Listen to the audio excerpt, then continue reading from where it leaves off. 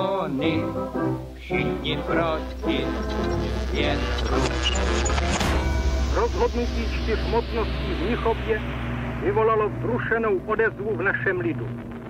Ať však je toto rozhodnutí jakékoliv, stojí v této chvíli nejen vláda,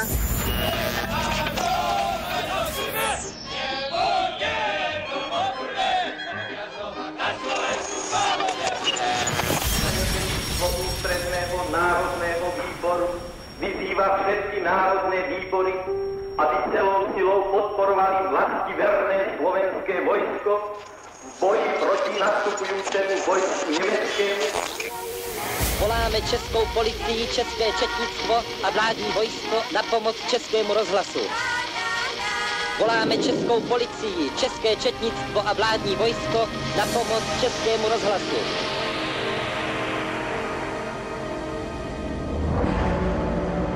právě se vracím na radost. Společně proteče pracovat, i všichni všechně všechno dáme, tak bude všichni všechno mít dohromady. Žádám slavný státní soud. Nech rozsudek, jak to žádají zákony a zájmy vlasti, dopadne tvrdě na všechny žalované. Každá demokracia má svoj sviatok, keď sa bezprostredne manifestujú názory a postoje občanov, keď sa vyhlasuje, ale má aj svoj všedný deň. Ja si myslím, že otec to vzal nakoniec ako zodpovednosť. Dnes sa to interpretuje podľa mňa nesprávne, alebo možno, že nemám prehľad o tom, ale ten ako si prízvuk, akože túžba pomoci, no tak to je myslím, v otcovom prípade veľmi vzdialené. Он человек культуры, науки, подготовки эрудированный, мудрый, раскованный, демократичный. Но демократизм его был такой. Начинался он от самодисциплины и до, так сказать, культуры. Это культура, помимо всего прочего, прежде всего. Мне он очень нравился, если уж так откровенно говорить. Hlavně v letech 60. pamatuji ze svých četných návštěv na Slovensku nebo hovoru se slovenskými přáteli, že si od Husáka strašně moc slibovali. On byl pro ně symbolem takového opravdu vzdělaného, rozumného představitele slovenské svébytnosti, slovenských zájmů a vím, že říkali i docela takový fajn a rozumní lidé, říkali, až se jednou dostane Husák k moci, tak pak teprve to bude to pravý a to bude ten partner za Slovensko. Já na něj teda velice rád myslím, i když vždycky na něho myslím i s tou vzpomínkou, že se to prohrálo. A ta vina naše je nesporná. Ale nesporná.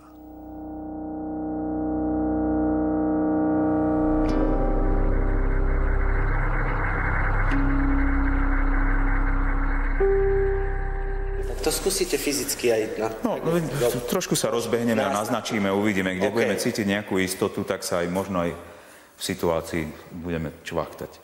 Nikdy predtým ani potom som o Sovietskom zväze nezapochyboval. Nikdy. Mohli sa vyskytnúť chyby ľudí, ale nie chyby základných myšlienok. Ja som nikdy o správnosti socializmu nepochyboval. Nikdy. Dali sme si fotky mladého Husáka v stredných rokoch a Husáka, jak si ho pamätáme. To je jedna vec. Druhá vec, že tá druhá časť je písaná ako bernardovský monológ. To chce proste herca, ktorý to dokáže zahrať. Všetky možné polohy, ktoré by sa tam mali objaviť, no chce to veľkého herca.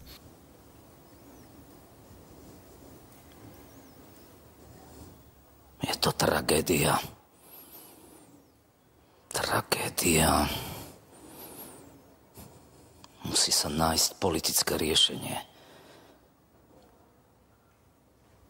Vedel som, že chcú mať vojska v tejto časti impéria, ale neveril som, že to spravia.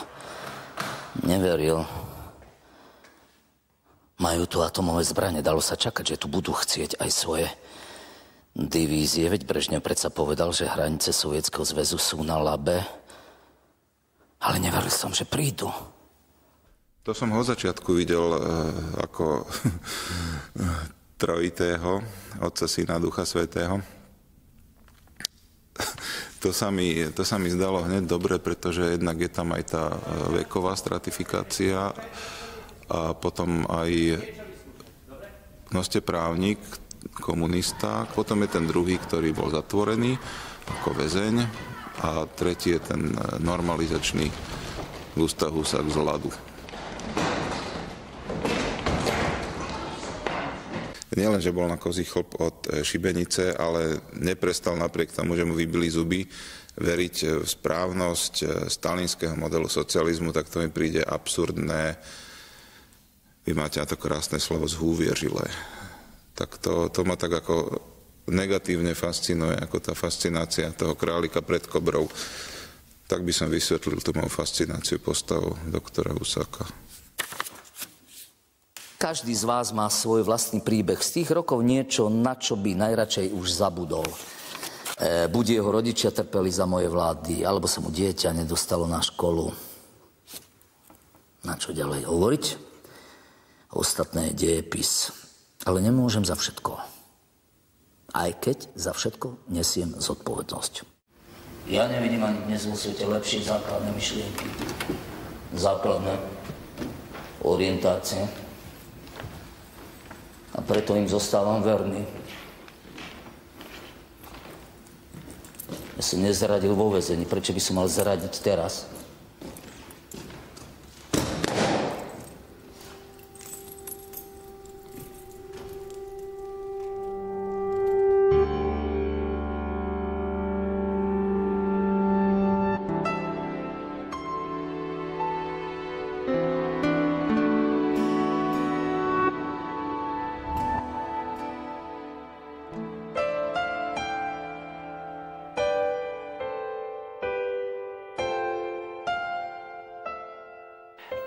To byla studentská láska.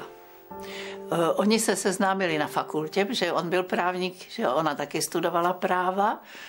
A takže to se vyvinulo, to manželství z té studentské lásky. Ona nikdy nepopírala to, že on je osobnost, že je velice inteligentní, ale já jsem se nikdy nedověděla vlastně nějaký velký detaily z toho. Ona se mi jednou jenom svěřila o té krizi, kterou měla v Moskvě kvůli tomu, že se do ní zamiloval Novomeský. Oni tam byli v exilu, že jo.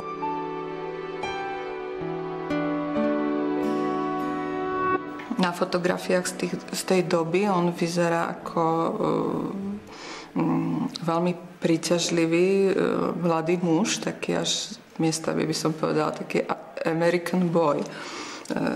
Taký vyšportovaný, na viacerých fotografiách je bez okuliarov, človek by ho nespoznal.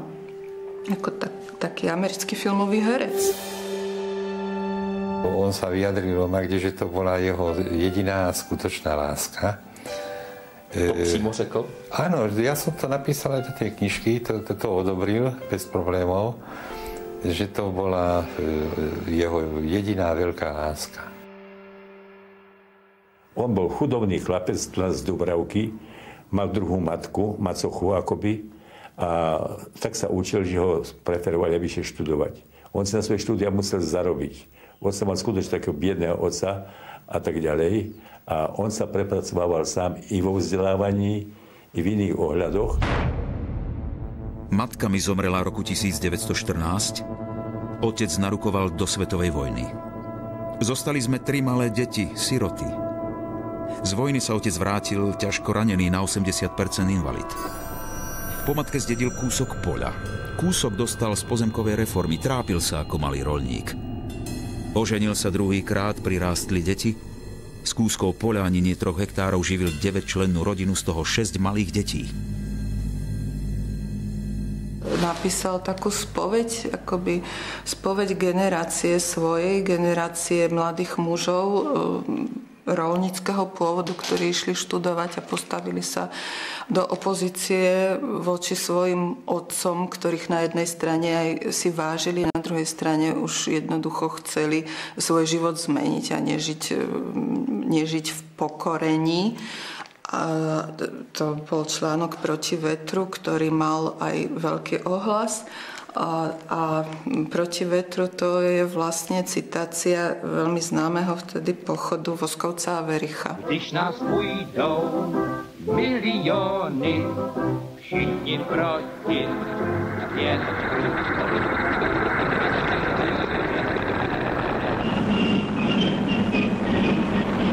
Vítám vás, pane říšský protektore, na staroslavné půdě pocity nejhlubší vážnosti a ve vědomí nesmírné odpovědnosti v době opravdu historické.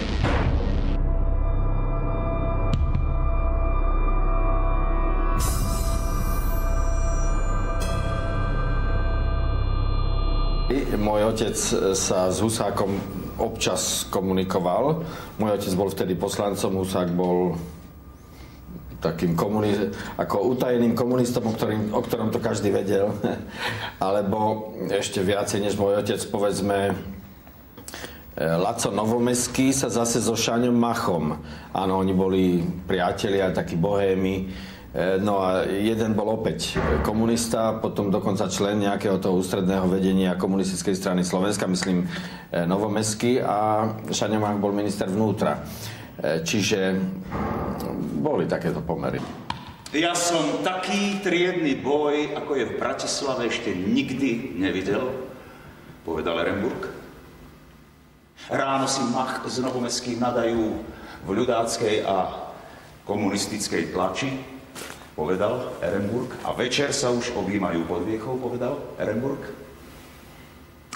Pijú, fajčia a pri víne rozoberajú politiku, povedal Ehrenburg. Komunistickí intelektuáli s ministrom vnútra, povedal Ehrenburg.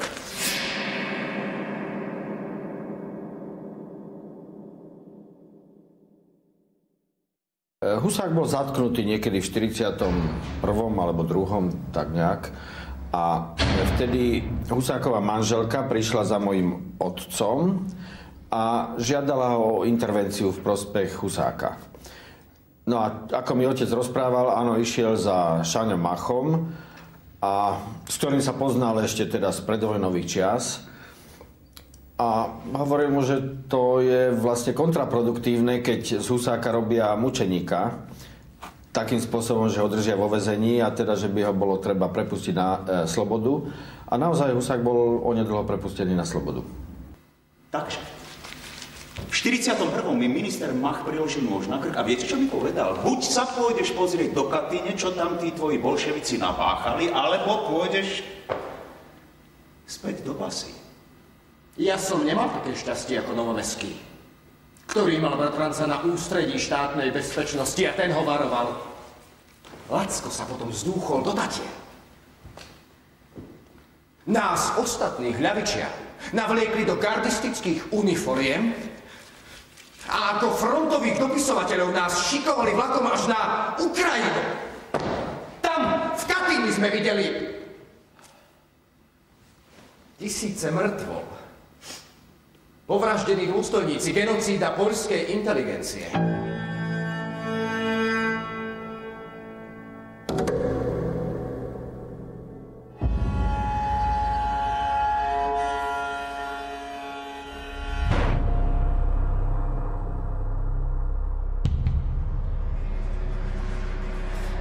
Držali nás na okraji obrovskej jamy plnej mŕtvol.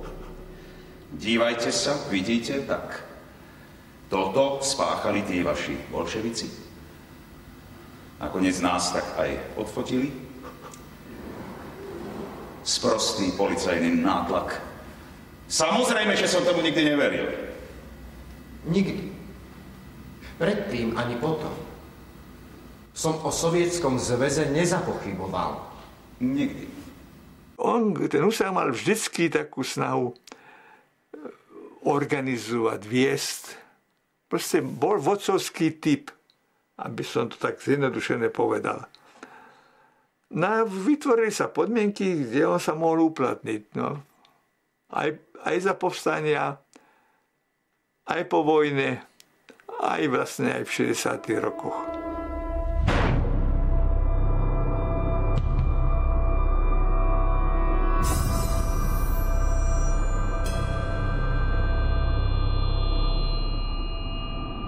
Povstanie bola výzva. Výzva od Boha, taká sa neodmieta, také sa treba chopiť. Tak teda začalo sa povstanie, prepukli prvé boje, revolučná romantika. Po Bystrici sa ponevierali mládenci ovešaní granátmi, revolvermi, červenými stužkami, spievajú, vysedávajú po kaviarniach a potom hej!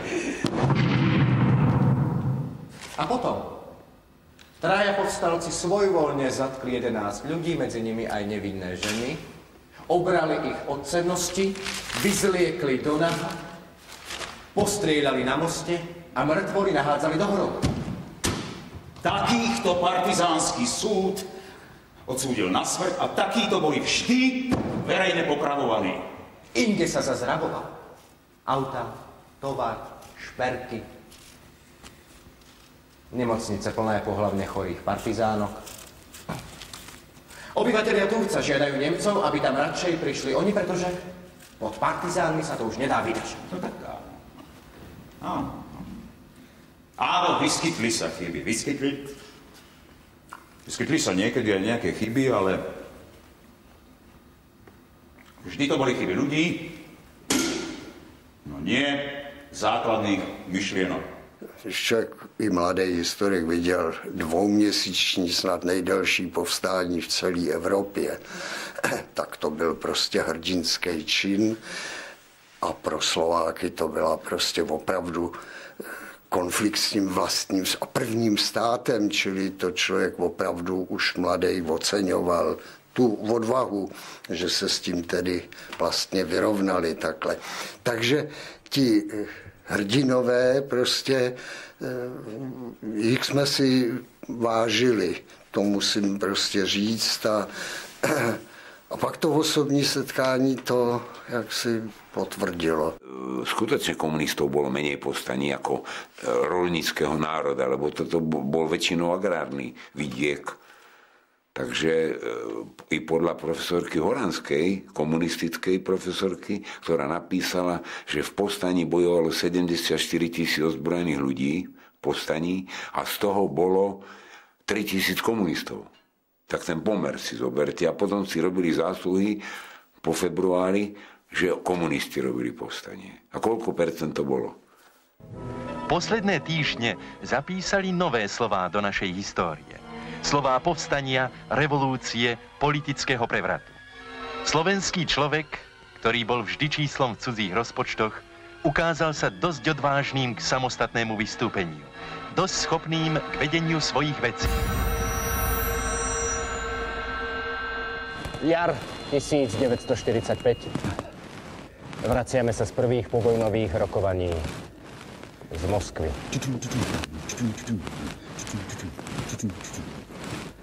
Z vlaku pozorujem vypálenú krajinu. Vľavo v kupé sedí moskovská emigrácia s Gottwaldom. Vpravo londýnska s Benešom. Kde si v chodbičke fajčíme my. To, čo zostalo z Povstaleckej národnej rady. Je mi jasné, že federácia je nemysliteľná.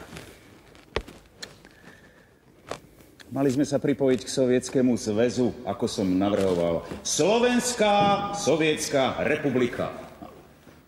Keby bola daná možnosť hlasovaním rozhodnúť, kam chcú Slováci štátoprávne patriť, aspoň 70% by bolo za pripojenie k Sovietskému zväzu. Československo sa musí s Ruskom spojiť. Aj tým, ako som dostal kostým, trošku začalo hrať pre mňa Chicago 30. roky, Krstný otec. Proste to je celý príbeh týchto ľudí, proste, ktorí sa dostanú na vrchol tej moci. Čiže je jedno, či je kapitalizmus, komunizmus, akýkoľvek nejaký systém, ale idú. Idú a dostanú sa, použijú ho, lebo sa narodili v tej dobe. My sme vlastne s Mariánom, s kolegom, mali asi veľmi ťažkú úlohu. Ukázať politika, ktorý nie je odmaskovaný, má stále nejakú politickú masku na sebe. Je to tribún, ktorý chce viesť ľudí.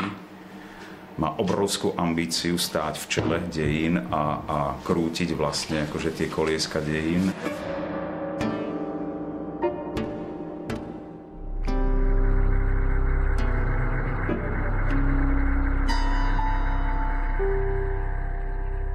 Prvé voľby v povojnovom Československu a máme problém. Komunisti dostanú 30% hlasov, demokratická strana 62%. Z Prahy počuť. Teď nám vládne československá vláda jenom v českých krajích. Na Slovensku vládne ten jakýsi zbor pověřenců. Pokračování Tisova režimu. To je zlé. To je veľmi zlé. Na nátlak Beneša a Gottwalda musí zbor povereníkov obmedziť svoje kompetencie. Proces proti Tisovi sa rozbieha intenzívnejšie než dosiaľ. Žiadna poľahčujúca okolnosť, nejaké zľutovanie. Áno. Hlasujem za trest smrti. V Prahe po volebnej porážke hovoria o tom, že tu na Slovensku chýba človek, čo to tu neľútostne vyčistí.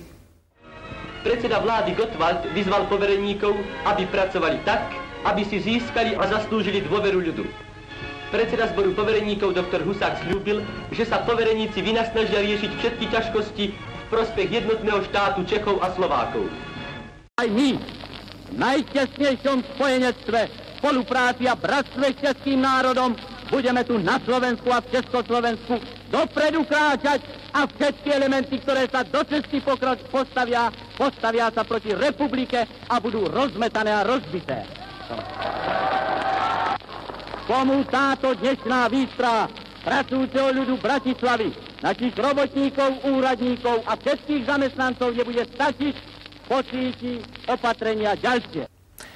A vo februári 1948 zbavujem funkcií všetkých nekomunistických povereníkov v Bratislave. Až 4 dni potom v Prahe Beneš prijíma demisiu českých ministrov. 30% voličov zlikviduje ostatných. Zákony a ústavu som v tomto prípade nemohol som aplikovať. Ja som volil čisto politické riešenie. Na zákony a ústavu vtedy neostal čas? Áno, samopal je účinný argument. On má tieto vlastnosti, ktorými prerážal a porážal iných. To sa dá o tom diskutovať, ako u nás prebehol ten zrad februárový, alebo ešte pred februárom. No, tak bez debat tam politicky zamanévroval ani ústavne, pokiaľ podstavoval tých povereníkov demokratických. Niektorých potom znovu zobral do tohoto. On mal mozog politicky založený a vybrúsený. Nám sama veľmi rýchlo vybavili rodinu. Jeden brat z vysokej školy von, druhý brat z vysokej školy von. Za chvíľu, ledva to sme skončili školy. Ja za učňa do Trnavy, sestra za učnicu do Ružomberka, to rybár pole sa to volalo, tie textilné závody. No a už sme boli na mieste. Dom vám vzali? Prosím? Dom vám vzali? No všetko zobrané, nie len dom, celý majetok v celej rodine. Nie len otcovi, ale aj bratovi jeho, všetkým. To vykúpil štát zadarmo. No.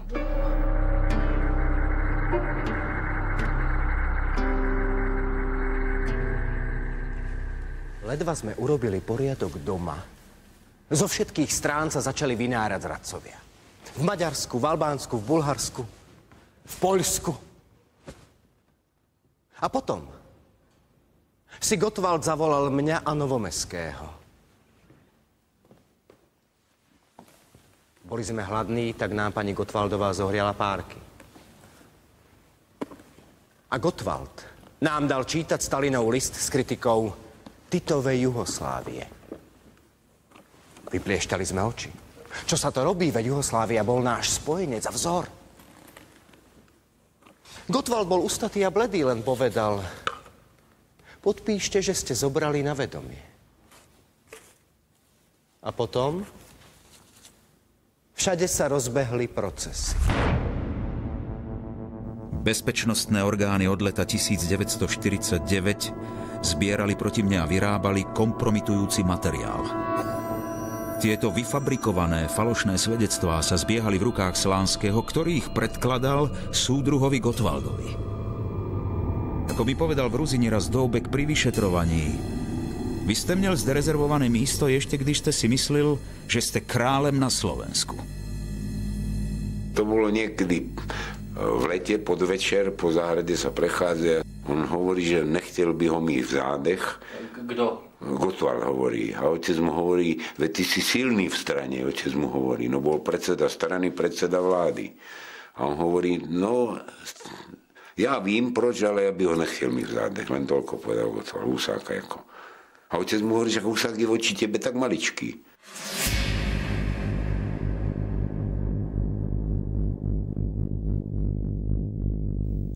Februára 1951 ráno dal ma zavolať ústredný tajomník komunistickej strany Slovenska k sebe na poradu a tam traja muži s namierenými revolvermi mi oznámili, že z rozkazu ministra bezpečnosti ma zatýkajú. Na ruky mi dali putá, oči zaviazali a odvliekli neznámo kam. Tak som sa lúčil po 22 rokoch so straníckou prácou, ktorej som svoj život zasvetil.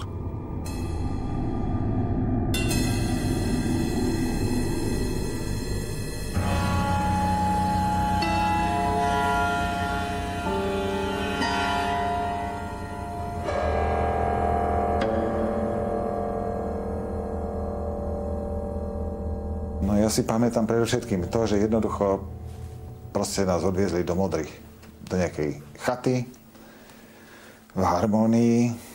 No a tam sme boli asi 14 dní.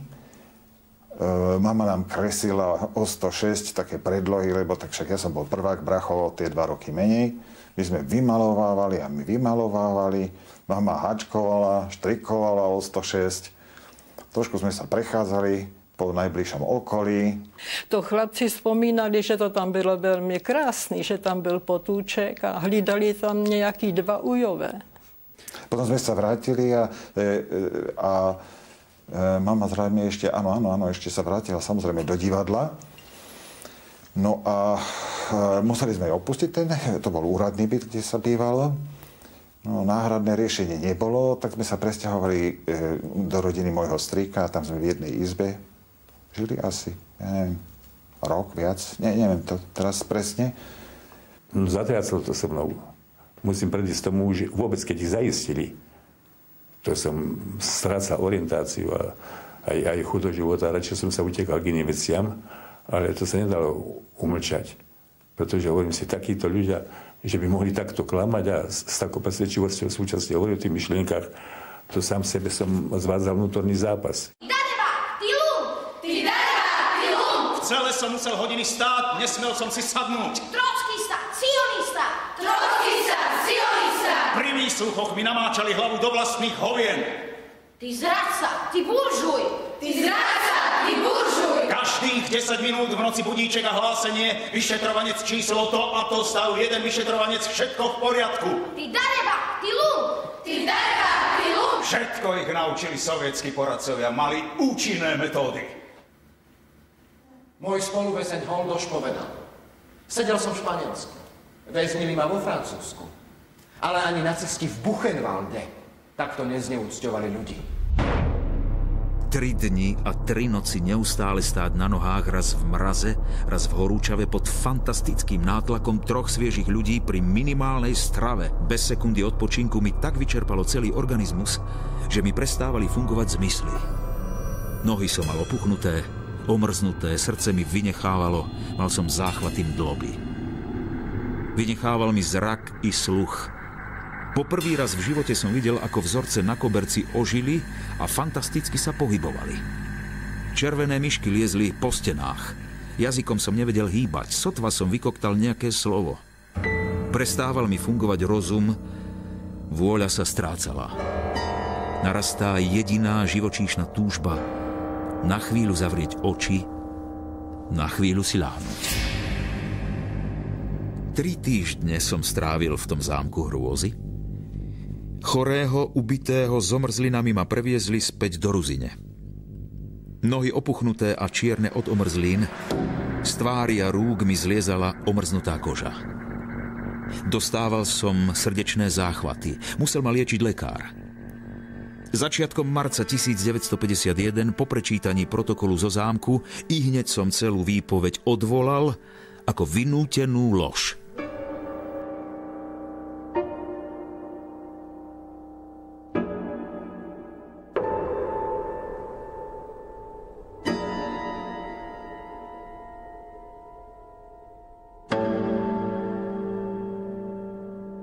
Víte, to byla prostě špína větší, než si člověk do té chvíle představoval.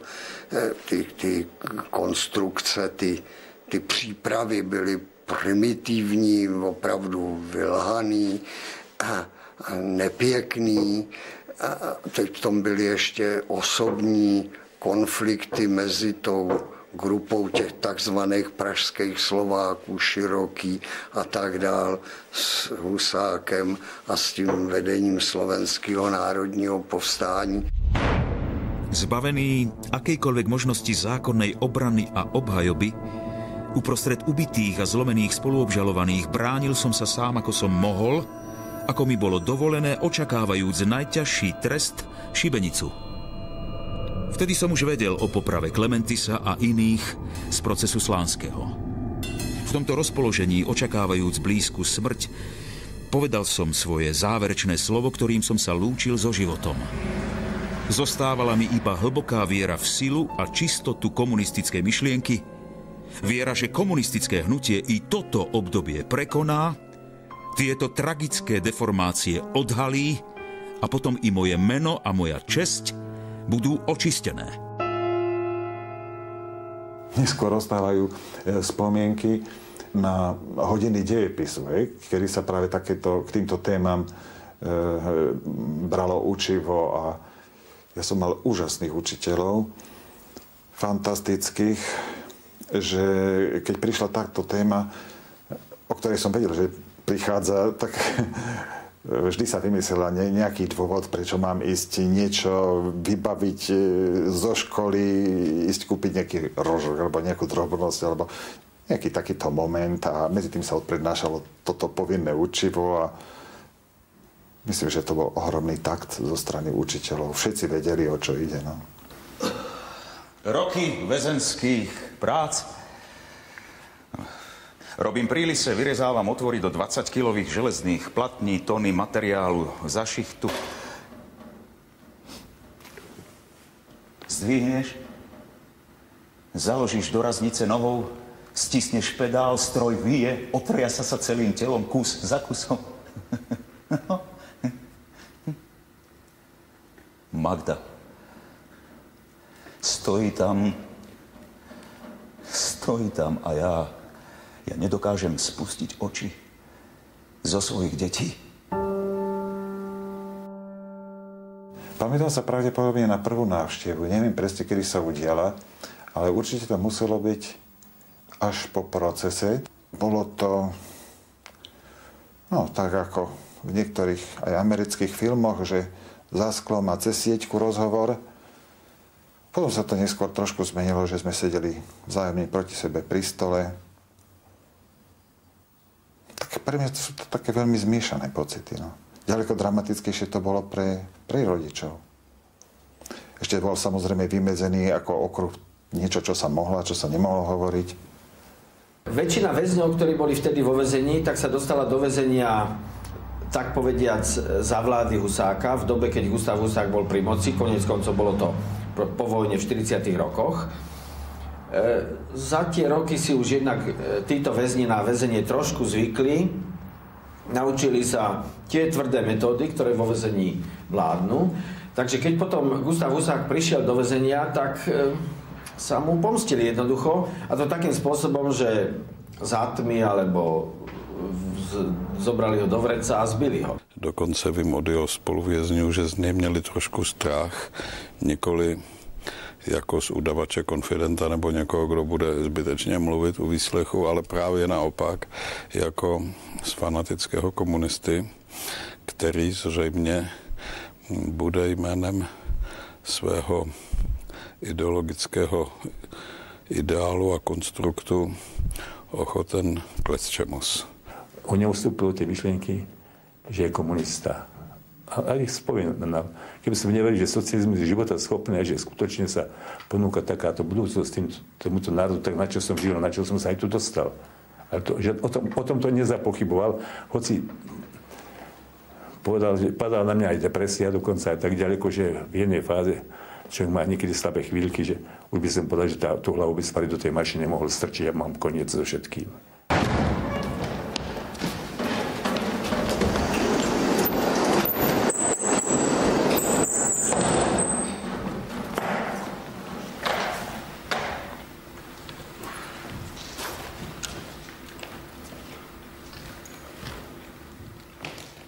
Máj 1960, amnestie. Som podmienečne prepustený na slovo. Prezident Novotný to zdržiava, ako sa len dá, hovorí. Jen počkejte, uvidíte, až ho poznáte. Husáka.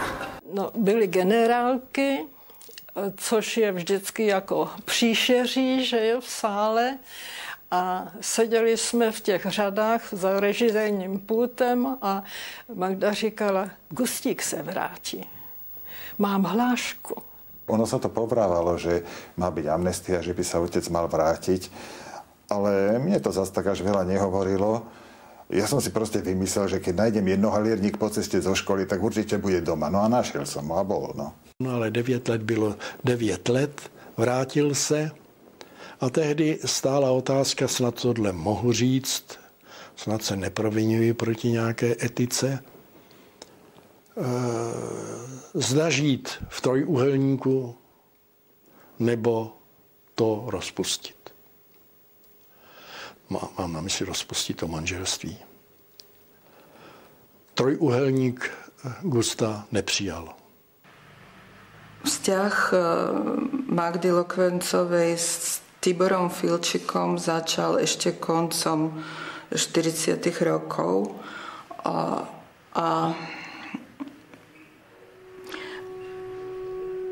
to znamená, že už v tom čase, vlastne odkedy Husák po oslobodení sa dostal do funkcií, začalo ochladenie tých manželských vzťahov a v podstate paradoxne práve to, že bol zatknutý, väznený a odsudený, to manželstvo predĺžilo. Netajila se tím, že vlastně to manželství už nefunguje. My, když jsme se seznámili, tak se to udržovalo formálně kvůli jeho funkci, kvůli jeho postavení. Bylo by těžké tenkrát, že najednou se rozvádět. To se nedělalo, takže ona tohle dodržovala, měli 2 děti. Takže ona navenek udržovala jako tu rodinu, ale vnitřně byla leta, jako od něho daleko. Naše manželstvo sa rozpadalo už predtým. Nechcela ho rozbiť, kým som vo väzení. Žijem s tým hercom, s Filčíkom. Kým som bol v politike, nemal som na ňu čas. Ani na synov. Rodina mi úplne unikala. A teraz som prišiel o všetko. Filčík je aspoň taký slušný, že berie na moje deti ohľad. Kým som bol vo väzení, sa k Magde nikdy nenasťahoval. Na jeseň sa žením. A potrebujem peniaze. Nehovor. A s kým? Dobrá partia, Murašinová. Pamätáš, bývali vo Vilke oproti mne. Určite si ju videl, často chodievali k nám na čaj. Nepamätám. Pekná. Musíš prísť dnes večer, predstaviť ti.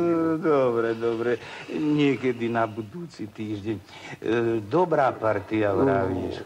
Otec štátní radca, 10 000 vena, k tomu polovička bytu. S tým sa už dá niečo robiť. Podajte. S tým sa už dá niečo robiť.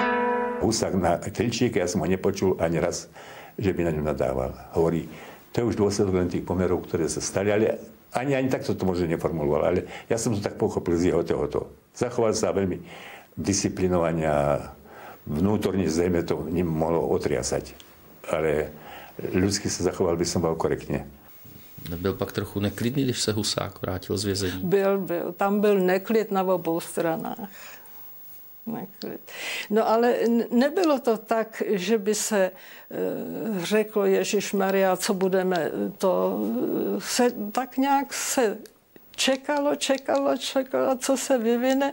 No a myslím, že jako rozuzlení nastalo, když doktor Husák dal Magdě 10 bodů, který musí splnit. A jeden z bodů byl, že musí opustit divadlo a všechny lidi kolem divadla. No a to byla strašná rána pro ní, protože ona vlastně nejenom, že to byla její největší láska, to divadlo, ale mimo to mu i oponovala tím, že mu řekla, ale teď to jsou lidi, kteří mě všichni nějak pomohli v nejhorší době a já se k ním teď mám otočit zády. Teraz sa situácia obrátila a Husák ako na tom rozvode trval. Nie preto, že by si bol menej svoju manželku vážil, ale samozrejme mal pocit, že by takéto nevyriešené problémy súkromné mohli ovplyvňovať jeho politické ambície. Preto sa rozviedol. To její rozhodnutí, když jako jestli zůstat, jestli mu splnit těch 10 bodů nebo ne, tak řekla, no se s Gustíkem nedá žít. Ja tu nie som iba matka, ale i otec.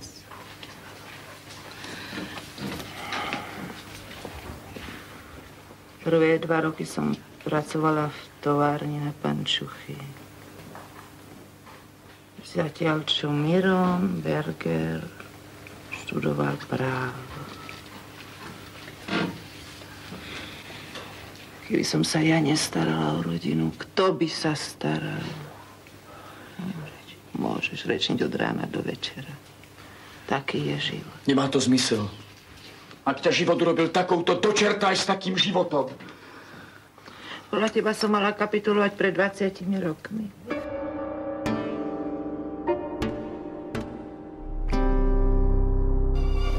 Mňa rehabilitujú na 2-krát. Stranickú knižku mi vrátí...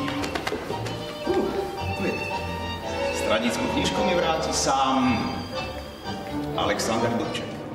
Я думаю, тюрьма только их укрепляла, и у них было время все обдумать. И это значит, что они на своих позициях стояли, и, возвращаясь, они входили снова в реальную жизнь.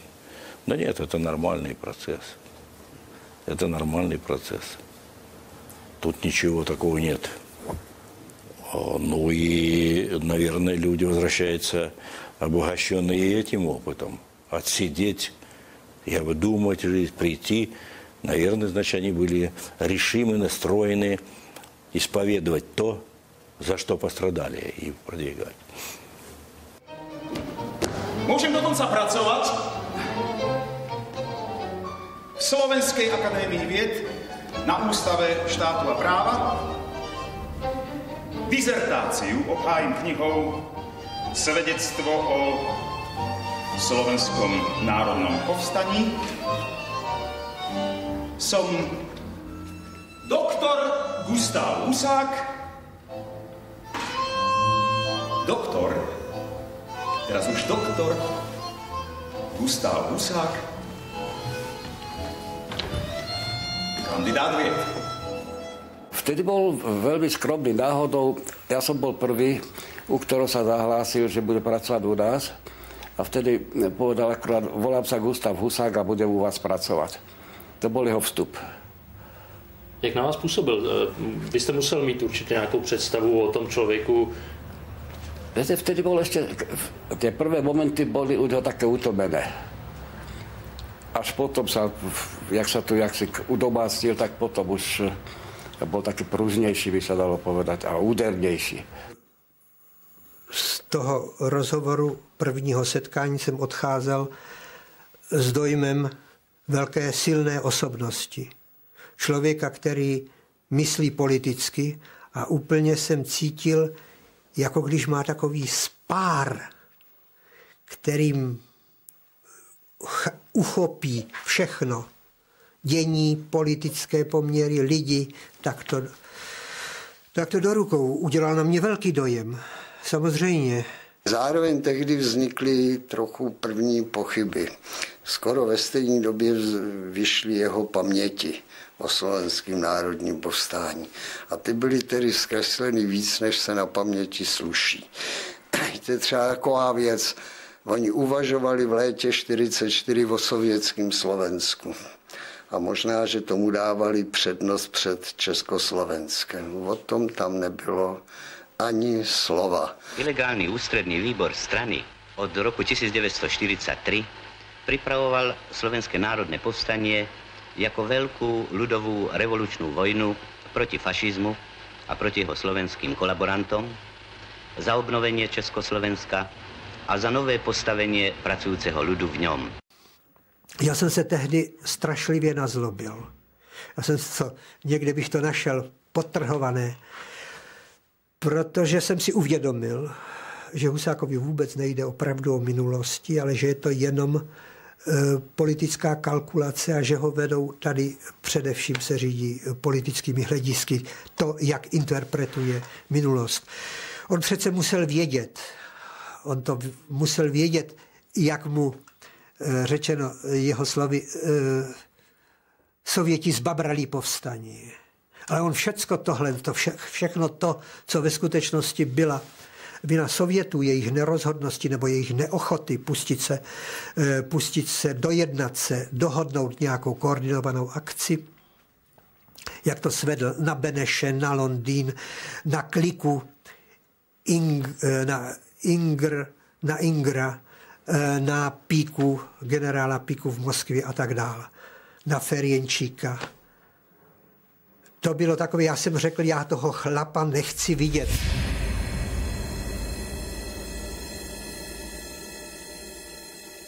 Myslím, že to byl týdeník Kulturní život. A byl tam odposlech. Chodilo to denně, ne denně, tak každý týden výpisy, že jo, jsem dostával. A tam se objevoval Gustav Husák.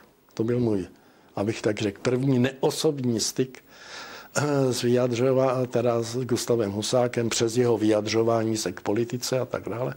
A tam jsem jasně oceňoval to, že člověk, který byl 9 let v arestu, který byl, já nevím, tak 8 měsíců v té samovazbě, ve strašných podmínkách, v těch kolodějích, v těch sklepeních tohohle zámku, že tenhle člověk prostě neodsuzuje, abych tak řekl, celou politiku státu, strany, ale odsuzuje konkrétní lidi. Jeho gestikulácia, temperament, zásadové postoje voči Novotnému a tak ďalej korešpondovali s tým, aký obraz som si pôvodne o ňom urobil. Patril som tým, ktorí potom roznášali po Bratislave jeho dopisy, ktoré sme rozmnožovali protestné, kde popisoval tie metódy, ktorými sa obracal na ústredný dvor strany a na Novotného a žiadal dôslednú a plnú rehabilitáciu.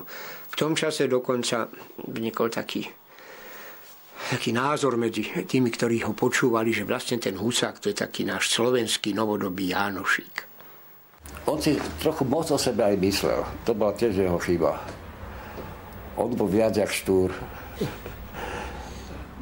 No, takže asi takto. To někdy říkal, nebo jste ho takhle odpozoroval? Prosím? Říkal to někdy, nebo jste ho takhle odpozoroval?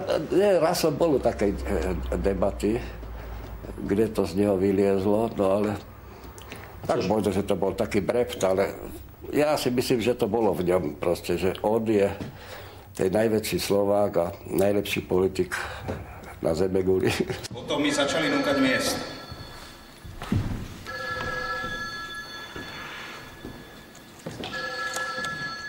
Námestník ministra financií. Odmietam. Námestník ministra spravodlivosti. Odmietam. Chceli si kúpiť aj Novomeského za predsedníctvo Slovenskej akadémie vied. Samozrejme, že odmieta. Musia mi vrátiť funkcie v ústredných orgánoch strany. Až to bude skutočná rehabilitácia.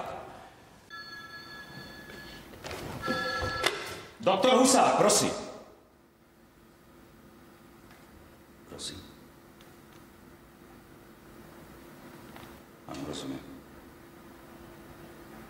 Ďakujem. Jednou jsem byla v Bratislavě v divadle a najednou se ozval takový podivný šum v hledišti, což bylo zvláštní, protože blížila se nějak přestávka a takhle to běželo prostě po těch řadách a lidi se k sobě obraceli a pak zase k tomu dalšímu, až se to dostalo ke mně. Ta vlna nějakých těch informací a někdo mi řekl do ucha: Magda Husáková zemřela. Myslíte, že zatím je přepracování za tou její smrtí? Ne, já myslím, že tam byl zdravotní stav.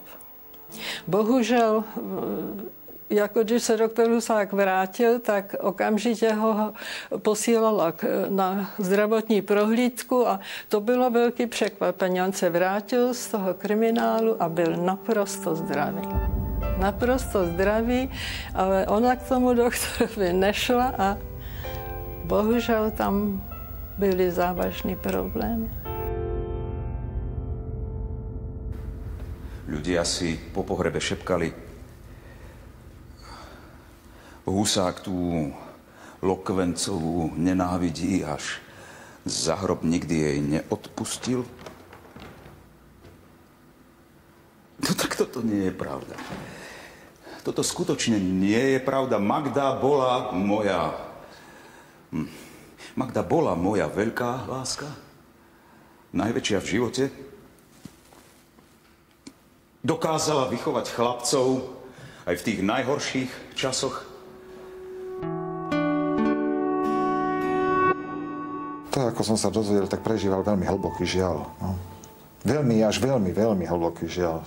No ale to sa nedávalo pred nami najavo. No. To bolo pred jeho blízkymi, priateľmi.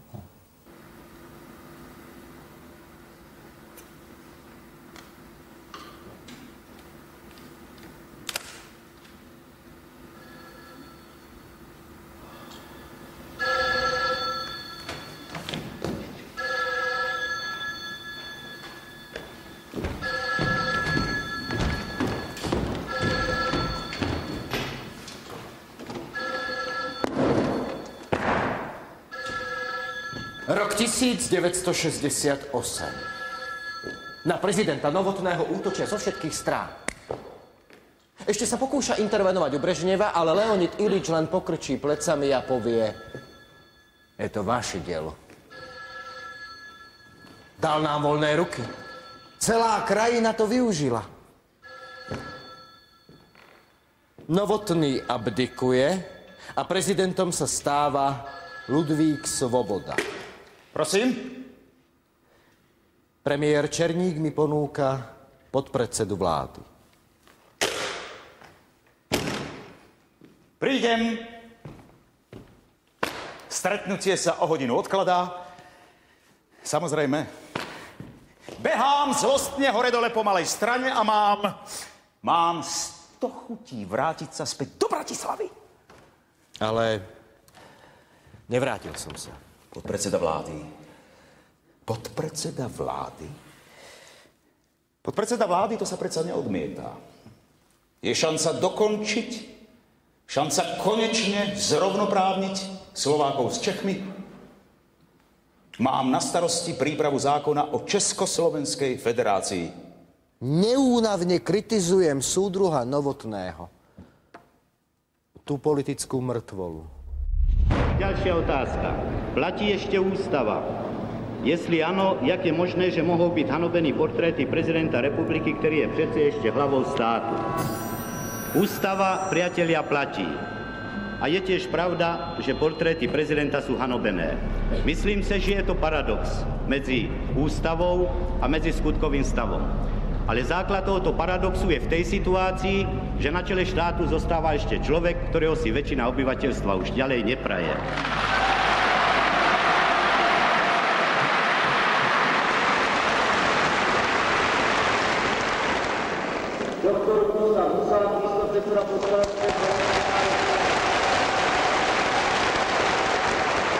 O jakých zmenách v ústavách se uvažuje,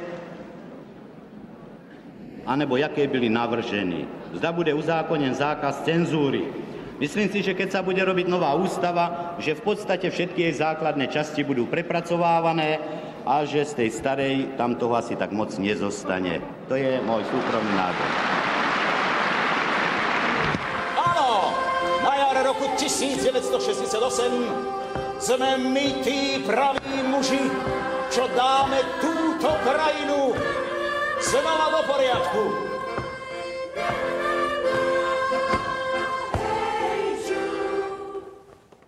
Mítingy v PKO. Vysokoškoláci nás milujú. Priťahujeme nadšené davy, sprevádza nás frenetický potlesk. Hovoríme, čo chcú počuť. Máme imič politického väzňa. Je tu taká dlhá petícia podpísaná mnohými podpismi, ktoré si ako si sťažujú, že náš štátny znak není dobrý, že ten lev by na hlave nemal mať hvezdu. Mne sa to zdá tiež trochu umelé, ten lev je nejaký ostrihaný a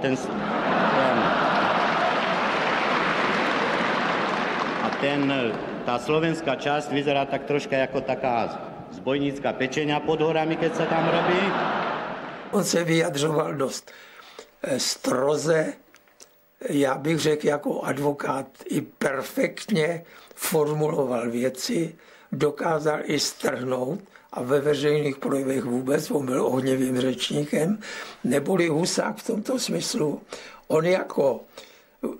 On měl ty vůdcovské vlastnosti, které Dubček neměl. Ja budem stáť vždy za súdruhom Dubčekom, ja budem vždy hájiť Dubčekovskú líniu strany. Generálny tajomník strany Alexander Dubček sa stáva najobľúbenejším politikom Československa. Je stále medzi ľuďmi. Som iba dvojka. Som jeho tieň. Muž číslo 2.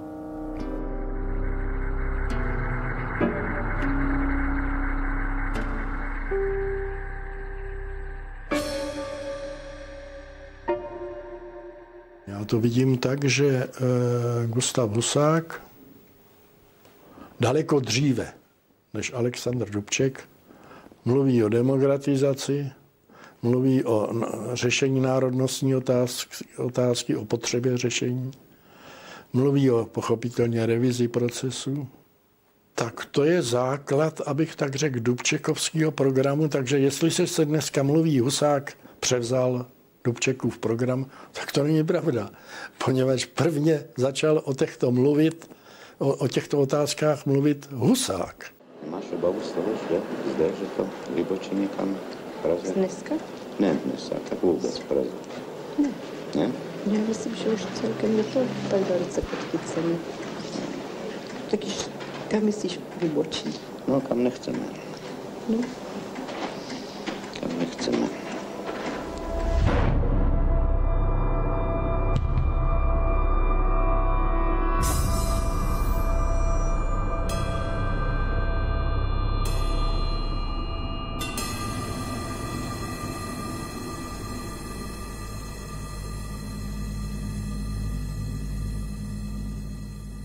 Je to tragédia.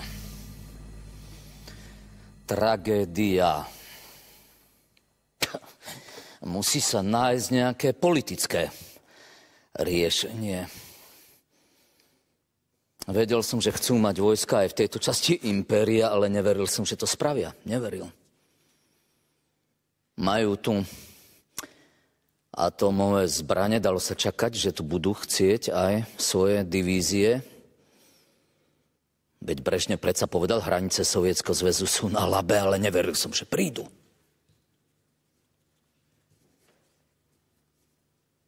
Amerika formálne protestuje, všetky významné komunistické strany západu protestujú tiež. Juhoslovania a Rumúni inváziu odmietajú, ale tanky sú aj tak tu.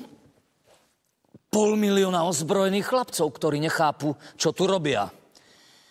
Márne hľadajú zbrane a kontrarevolucionárov. Vidia len zdesených ľudí, plačúce ženy a stále to isté. Prečo?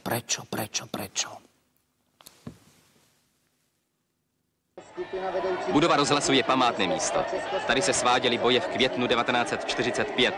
Tady se bojuje v srpnu 1968. Poprvé s Němci, podruhé se Sověty. Pokaždé s evropskými velmocemi, mezi nimiž leží náš stát. Sovětské tanky obsazují Vinohradskou třídu po celé délce až k Olšanským hřbitovům. Barikády z aut a autobusů brání v okamžitém obsazení budovy.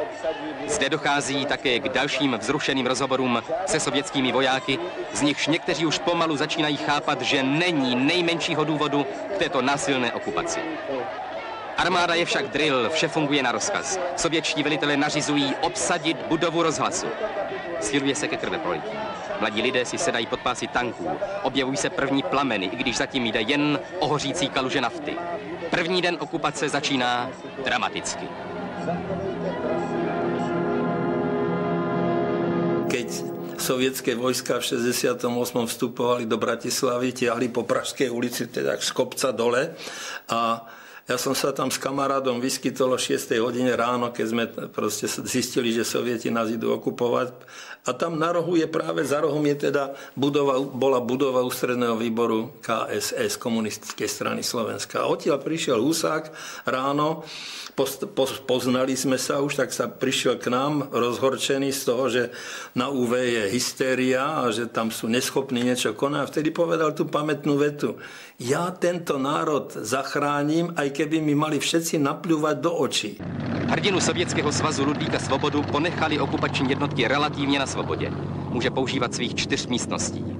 Uchvatitelé ho velice potřebují. Žádají od něho, aby podepsal ustavení nové kolaborantské vlády.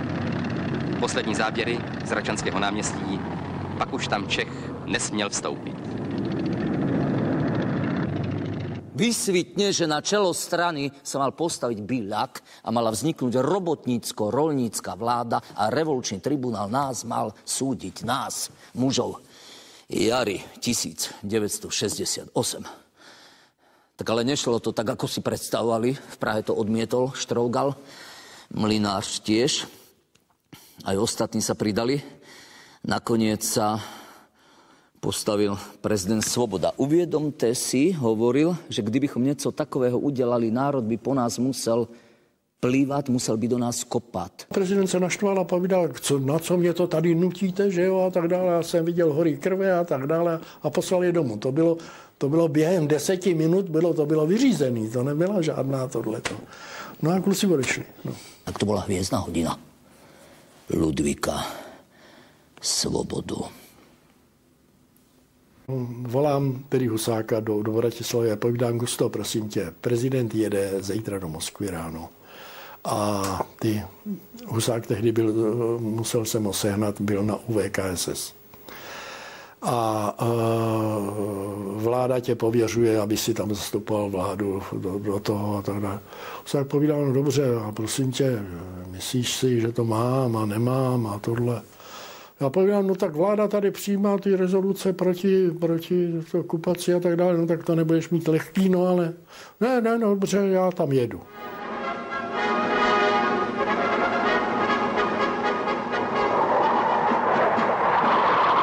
Москва, 23 августа. В столицу Советского Союза для обсуждения вопросов, представляющих взаимный интерес, с дружественным официальным визитом прибыл президент Чехословацкой социалистической республики Людvík Svoboda.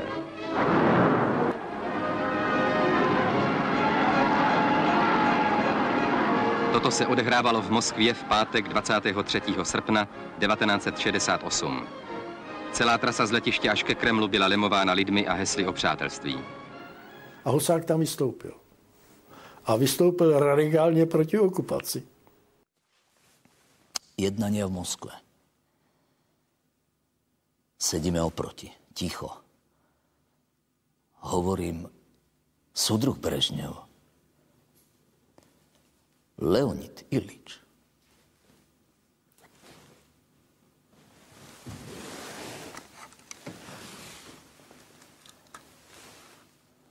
My protestujeme. Tehdy prej, podle vyprávění Černíka, ale i potom Mlynáře a i Bilaka, se sovětští představitelé ptali, kdo to je, co to tady slyšíme. Jo? Ten den to skončilo. A potom nějak se tam začali nějak to scházet a Mlynář, já nevím, kdo byli pověřeni, aby něco sepisovali s těma Sovětama, že jo. Tak dále. A Gusta mi říká, no mezi tím mě tam začali kontaktovat ty Sověti a tak dále. A já jsem poznal, že jako je odmítat jenom tohle, že to ne. Že je třeba hledat nějaký kompromis, nějaký východisko, že jo.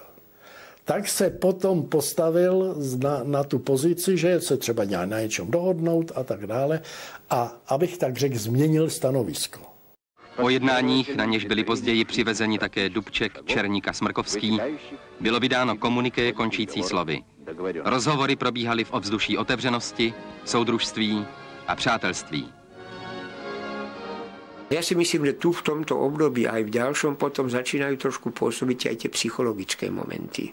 Kto raz prežil ten kriminál, tak ako ho on prežil, ten pravdepodobne má isté aj vnútorné limity, alebo vie, o čo ide.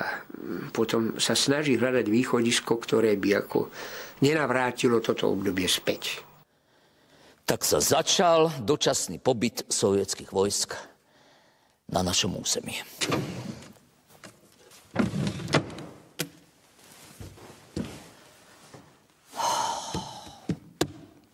Že aká je jednotka dočasnosti? Odpoveď: jeden furt. Jeden furt. Začína sa vlna emigrácie, vonku sú 10 000 Čechoslovákov, vítajú ich s dojatím, najmä Rakúsko nás drží, svet o nás vie o normalizácii. To slovo z Moskovského protokolu nebol môj výmysel. Keď niektorá krajina zažije zemetrasenie, čo robí? Snaží sa znormalizovať život. Len čo je možné robiť, keď do nej vtrhne 500 000 armáda? Я в 1968 году, 5 августа, меня избрали вторым секретарем Ставропольского крайкома партии. А 21 августа вот эти все события произошли. Да. Мы получали красные книжки закрытые для информации, что происходит. Вот. И, конечно, по этим книжкам информация была не та, которую мы теперь знаем и можем. Мы были в Брно. Кстати, приехали это осенью, как раз когда эти все события были. 2 факта на меня особое впечатление произвело.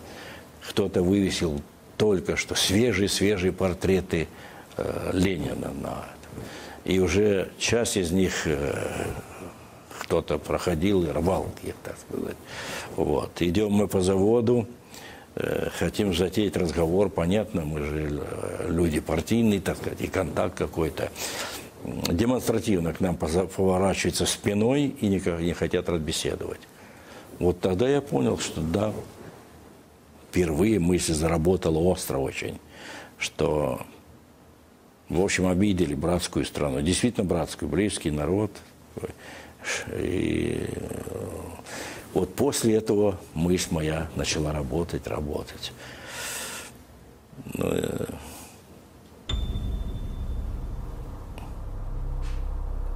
Трудное это время, и мы проиграли все на этом. Tak, no. Interne som to ani inak nenazval, než okupácia. Samozrejme, že len interne, tak povediac, v dôvernom kruhu. Okupácia. Ale v prejavoch výlučne hovorím bratská pomoc. Bratská pomoc, samozrejme. Chceli veriť ľudia tomu, že ešte pôjdeme ďalej, ešte sa to dá. A zároveň po tom moskovskom protokole videli, že to bude skoro beznádejné. Takže keď on im tu poskytoval nejaké svetielko, že áno, len buďte dobrí, buďte ticho a veci sa uglajchajú, tak časť ľudí tomu aj zrejme uverila.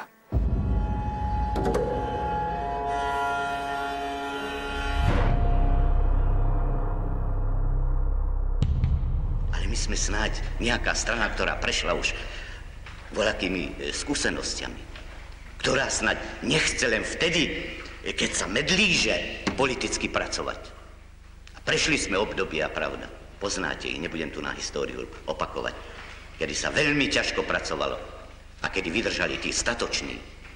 Nech odpadne, čo je kolísavé, nech odpadne, čo je oportunistické, a nech v tej strane zostane, čo je pevné, čo je charakterné, čo chce za tento národ zápasiť, tak chce niesť. Áno, dnes mi vyčítate, že som sa pred 13 mesiacmi postavil za Dubčeka, že som povedal, ak padne on, pôjdem aj ja. Áno, povedal som to. Ale za predpokladov, ktoré som vtedy vedel. Vychádzal som z obmedzených informácií. Súdruhovia klamali ma! Ja som im veril a oni mi nepovedali všetko. Aby si nikto nemyslel, že sa tu prevracajú kabáty. Včera hovoril tak, dnes hovorí inak. Áno, keď zistím, že veci si stoja inak, ako sa mi snažili nahovoriť, musím zmeniť stanovisko. Zmena stanoviska to nie je prevracenie kabátov, to som len prirodzene nútený zaujať nový postoj.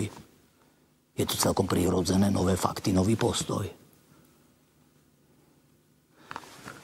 A ten postoj mi prináša miesto prvého tajomníka ústredného výboru komunistickej strany Československa na miesto Alexandra Dubčeka.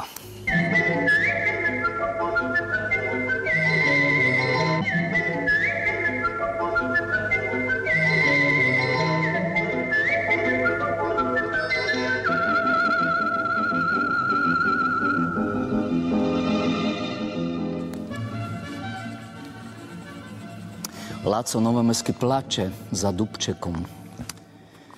Celý národ plače, narieka za Dubčekom. Ale je to menšie zlo, myslím si, zvolil som cestu menšieho zla. Alexej Kosygin, člověk, který jedinej hlasoval proti vstupu vojsk a tak dále, mi mnohokrát říkal, no koho jste to k nám poslali? My jsme mu nerozuměli, ne, že by on rusky umí, ale my jsme mu nerozuměli prostě, co chce dělat, jak chce dělat. No a potom něco takzvaně slíbil a my jsme si mezi sebou říkali, slíbil to a nebo to, jak to řekl, kde tohleto, kde si, co si. Prostě oni ho nevzali, což je ovšem důležitý element, důležitý faktor. Buď to toho partnera bereš a věříš mu, a nebo ne, a potom je to špatný. Husák potom bol jaksi kandidát Svobodu a tej skupiny. A keď išiel Dubček povedať prezidentovi Svobodovi, že sa rozhodol, že podá abdikáciu, tak podľa Dubčeka pán prezident šiel do takého mierneho predklonu, akože by si sa poklaknúť a povedať mi, urob to, Sáša, preboha urobiť, ja som to už tomu Krečkovi slúbil. 17. dubna byl Husák zvolen do funkce, 8. května byla recepce u Svobody na Hradě, 69. Husák tam vykládal, jak si bude počínat vůči Čechům. Připomněl, že Češi ho 9 let drželi v kriminále. A výsledek byl takový, že on řekl, tak já vám to tej Čechům všechno musím vrátit. To už měl v sobě několik koňaků. A on říkal, udělám tady pořádek, nebude to tady prostě takový to já na bráchu, brácha na mě a tohle, že jo, bude se prostě poslouchat, bude se dodržovat partajní linie, nikdo od ní nebude utíkat, že jo. A pak já mu říkám, no dobře, ale podívej se, tady je nejhorší je teď situace v ekonomice. Prosím tě, tohleto pomine, ale národ potřebuje, aby měl zásobování, aby měl práci, aby dostával peníze, a tak dále a tak dále. On říkal, no hele, já vás Čechy mám prokouknutý. Vy když dostanete najíst dobře, dostanete svoje pivo, takže prostě uvidíš, jak budou všichni šťastní a jak všichni budou poslouchat. A skončíme také se všemi na vysokých i nižších funkcích, kteří nebudou chtít, promiňte si v té mé češtině, jak si je nějaký ten slovakismus. Já jsem se česky učil v takových dost málo kulturních institucích, jako je Pankrác nebo Ruzín, takže jako tam profesoři gramatiky nejsou, takže jako má to nějaký ty mezery u mě. Teda i budeme muset na vysokých i nižších místech, politických i ekonomických, douzadídat lidi, kteří nechtějí bojovat za myšlenku naší strany, nechtějí bojovat za upevnění socialistického státu, nechtějí bojovat za ozdravení naší ekonomiky a za další její rozvoj.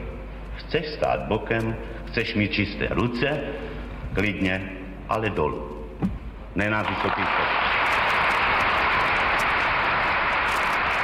My sme mysleli, že má vynikajúcu šancu, keď ho uznali ako teda prvého tajomníka strany a potom prezidenta republiky, že má vynikajúcu šancu ako od tých sovietov vymámiť nejaké úľavy, ale on naopak sovietom plne vyšiel v ústrety a začal normalizačný proces tým naprostým teda razantným postupom.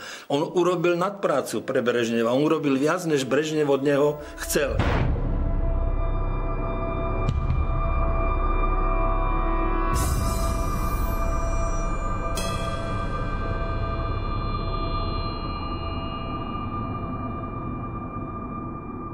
Tlač, rozhlas, propagačné prostriedky vytvárali z niektorých ľudí modly. Pomaly už by si klakali na kolená, modlili sa pred niektorými obrazmi ľudí. A robota kde bola? A výsledok kde bol? Podľa činov, podľa propagandy si ľudia vytvárali predstavy o tom, lebo o onom človekovi. A kto mal možnosť blízka veci vidieť, no tak sklamaný bol riadne, pravda, z týchto svojich ilúzií. Takú moc mali skupinky masovo-komunikačných prostriedkov, že koho chceli odkráglovávali a koho chceli, či bol hlupák, lebo nehlupák, vyniesli do 7 nebies. Tak. Kdy začaly ty telefonáty od Brežněva? Od začátku. Ty začali od začátku. Jak často volal? No, z začátku snad někdy i 2krát týdně, ale i takové první 2 měsíce jednou týdně to bylo pravidlem. To oznámili, že bude volat, že aby byl připravený a tak dále. A on měl kontakty na okresy až v té době. A zřejmě tyhle kontakty mu dodávali, že v okresních novinách, já nevím, Smer, Vrchlabí nebo co a tak dále, je napsáno toto a toto. A ten Brežněv mu říkal, no, Gustav Nikodimovič, kaká tam taká informacia, što mi vinováty za je to a já nevím, co za to, že jo, a tak dále. No, musím říct, že Husák mě pravidelně vždycky po tom telefonu volal, jestli bych mohl přijít, nebo mi něco říkal, ale většinou chtěl, abych přišel. Ty telefony byly různě, tak dále. Říkal, představ si, tam je nějaký časopis, on si myslí, že to vím, že jo, a tak dále. A tak dále. Oba dva jsme se tomu chechtali. No jo, ale ten člověk, ten mužský první z té velké země, tuhle informaci měl a považoval za důležitý sdělit svýmu partnerovi, jako člověk odpovědný za vztahy československý, považoval za nutný, že tedy tam v tom okresním časopise je cosi tam jako nevhodného k našim vztahům, aby se na to podíval. No. On tam nastupoval opravdu jako představitel té normalizace, ale zároveň si uměl udržovat nepřetržitě, tak jak to všichni kolaboranti dělají, si udržoval tu image toho, který je záchranou před těmi horšími, že jo. A aby tu nevládnul Biľak, tak tu rozumně vládnul Husák. Zavíralo se sice stejně jako za Biľaka a všechno bylo stejný, ale furt tu image toho mírnějšího si jakýmsi způsobem udržoval. Nemohol som až toľko, ako sa všeobecne mienilo. Ja som tiež u nás na predsedníctve strany so všeličím nesúhlasil, aj ja som vedel povedať nie. Nie, kričal som. Prosím vás, ja neznášam toto vyhadzovanie, tieto čistky, výmeny stranických preukazov, prosím vás. Mne sa to hnusí. Nenúďte ma abdikovať. Som sa vyhrážal abdikáciou, tak ešte som trošku pil. U nas ponury taki rok to był 68, prawda? Całą grupę profesorów zaatakowano, tylko ich nie posłano na dozorców ani na szatniarzy, tylko odebrano im prawo nauczania studentów, ale wszyscy poszli do Polskiej Akademii Nauk. Mogli nadal pracować. Dla nas zresztą, dla mojego pokolenia, taka niezwykły radykalizm poprzednich ekip czeskich, czechosłowackich był niezrozumiały. Tatínek je v strane? Nie. Ne? Nech vstoupí.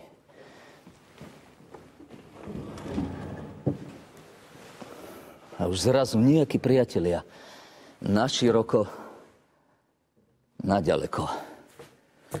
Nejakí priatelia. Historik Hýbl. Například. Na Pražský hrad přicházejí delegáti lednového pléna ústředního výboru strany. Alexandr Dubček. Muži, o kterých se v minulých dnech nejvíc hovořilo. Gustav Husák. Předseda Běra České komunistické strany Lubomír Štrougal. To je Marie Miková a Milan Hýbl. Podporoval ma v 66. Priatelili sme sa dlhé roky.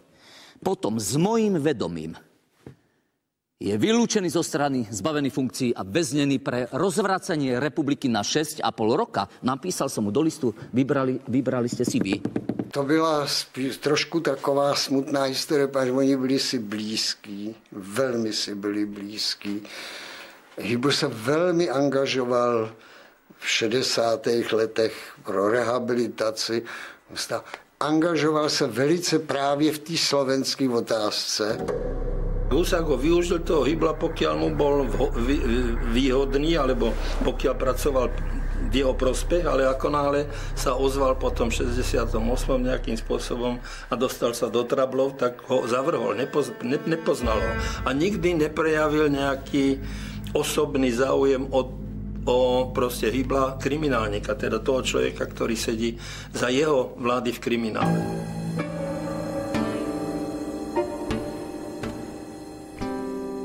Dokonca aj na mňa napísal Milan Hýbl vtedy nejaký taký pamflet, mám to kdesi doma odložené, kde sa ako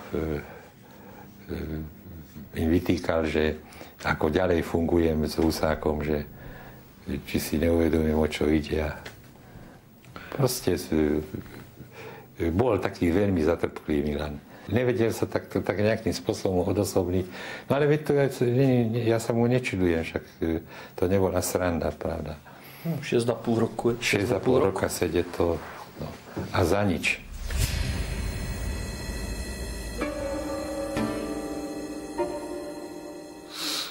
Nemusel být tak dlouhý, jaksi trest. Ale možná, že ho prostě nenáviděl. Gustav Husák mýval takový, já měl jsem takový dojem, že on umí nenávidět a že nezapomíná. Takže prostě mu to připadalo, že tou opozicí potom, do který se Milan Hýbl účastnil, že ho zradil. Oni mu písali títo historici listy, aj cezo mňa niekoľko listov ako išlo. Od Křena napríklad, Honzo Křen, kde mu teda veľmi otvorene písali, čo sa im teda nepáči a čo by sa... prečítal, odložil.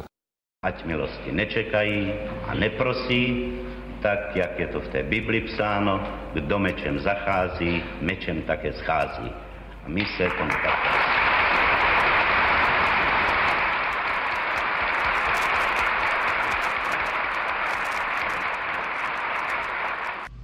Sľubujem na svoju čest a svedomie vernosť Československej socialistickej republike a veci socializmu.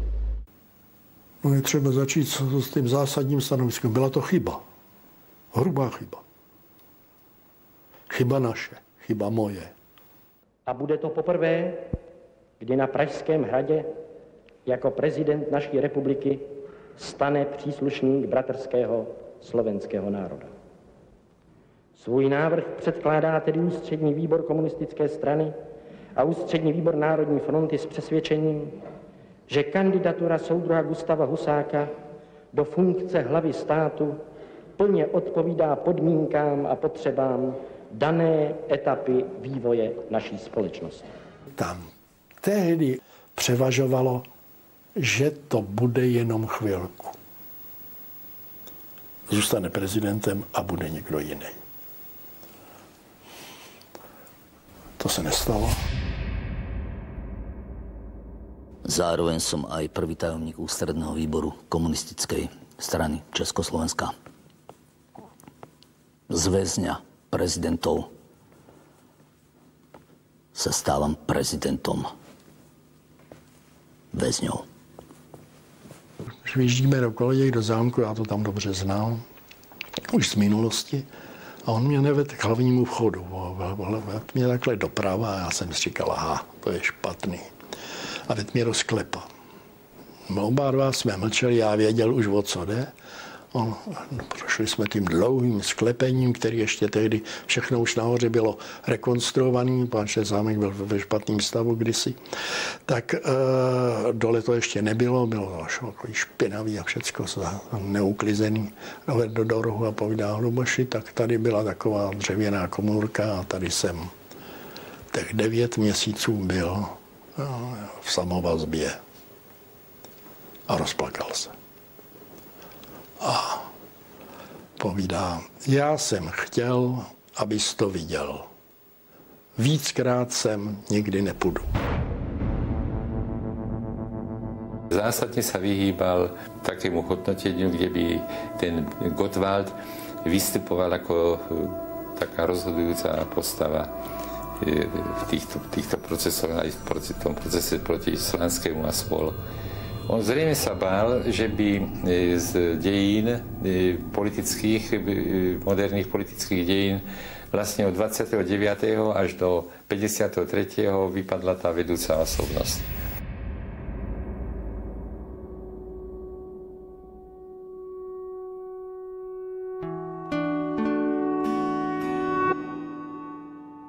Nazývala ho Gusto a už v tom, ako ona povedala to meno Gusto, tak ženy pochopili, že v tom je aj určitý taký erotický náboj, takže sme to akceptovali, aj my sme sa už potom na ňoho tak dívali, že to musí byť nejaký výborný milenec. To bylo zase shodou okolností v Polsku.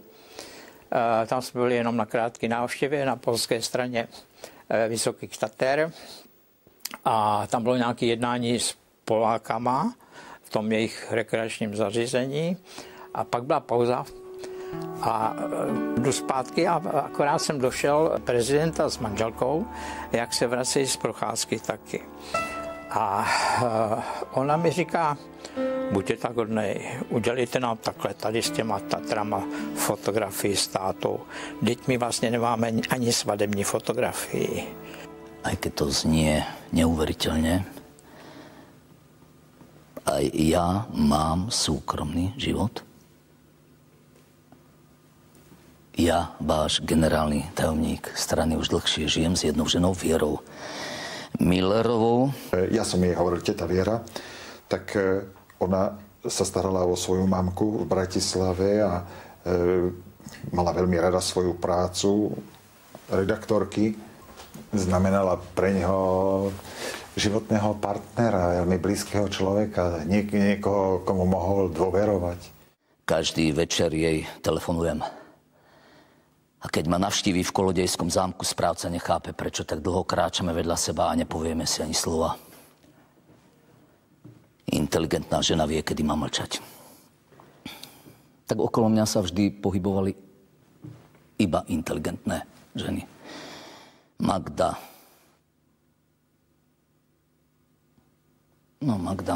No, teraz Viera. Nebola politička. Snažila sa proste deň za dňom to čo najlepšie odviesť a si ho nejako proste robiť mu nejaké psychoanalýzy. Možno ma aj dohovorala o takýchto veciach. Sme sa nerozprávali. Hovorila vždy, že to má ťažké.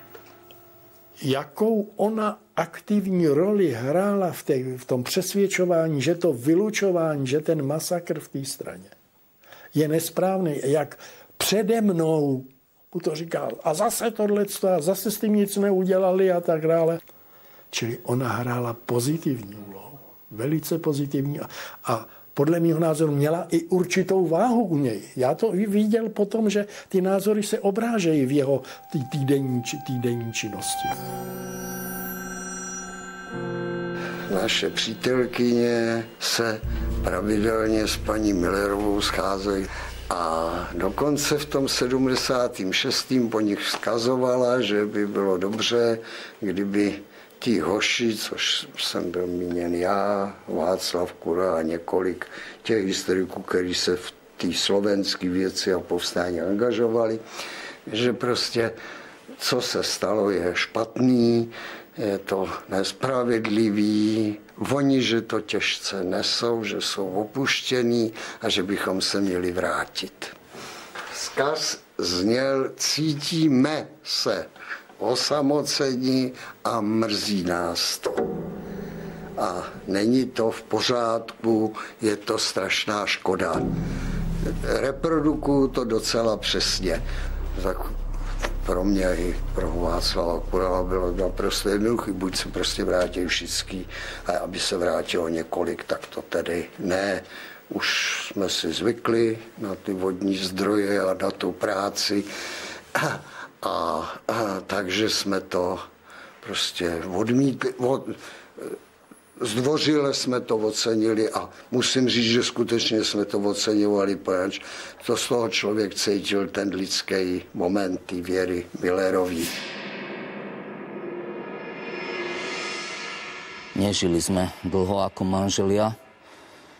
Keď si v bardejovských kúpeloch zlomila rameno banálna vec, boli by to zvládli v akejkoľvek nemocnici na východe, ale priletel po vrtuľník, že ju budú operovať v Bratislave.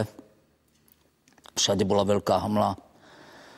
Vrtuľník s Vierou havaroval v kukuričnom poli blízko letiska.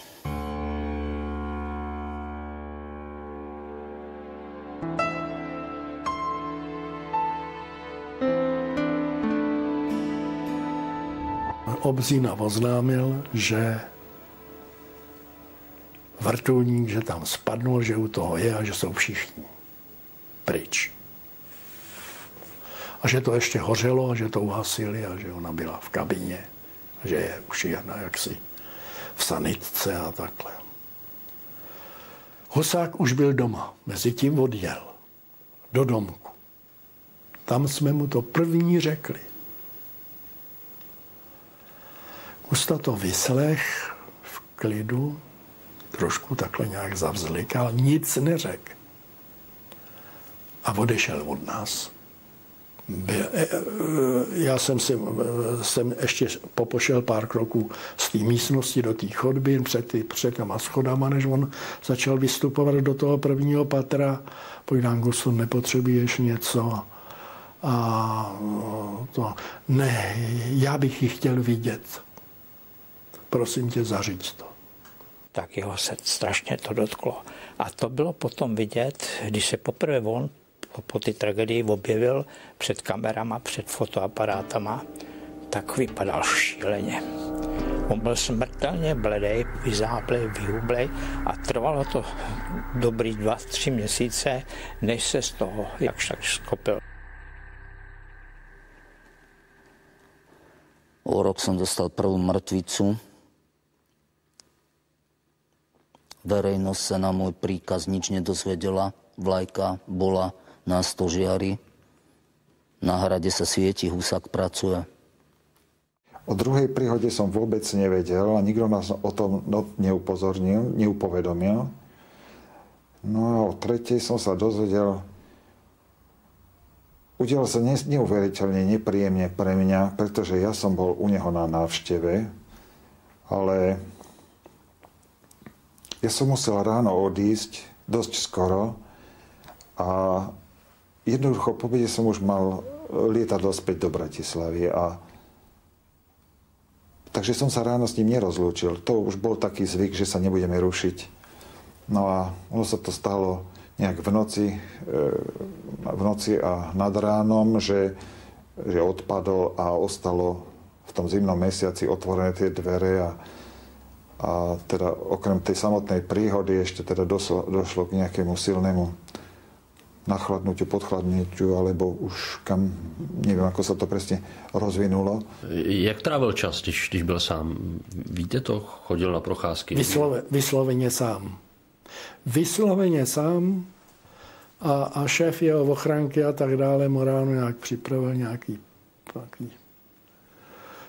párek a večer obdobně on byl párkovej. Sám se procházel po té zahradě. A on, myslím, ani nemal nejakých blízkych priateľov. Neviem o nikom, kto by mu bol ten typ, že toto je môj najbližší priateľ. Mal politických priateľov, kamarádov, proste v tom jeho politickom procese, ale to bolo všetko. Neměl partnera. Já jsem se do toho roku 78, 79, možná 80, osobně, subjektivně, říkám subjektivně, cítil jako člověk, který mu nejvíc řekl. Který... Já jsem se považoval za člověka, kde neměl zábran. Postupně ale ale tam už byly ty zdravotní problémy. Postupně jsem ale trošku v některých věcech zapochyboval, že měl věci, které nechtěl říct. Ale to potom skutečně neříkal nikomu. V Lánech jsem se dozvěděl od zaměstnanců, kteří byli zděděný, že Husák si počínal někdy velmi zvláštně.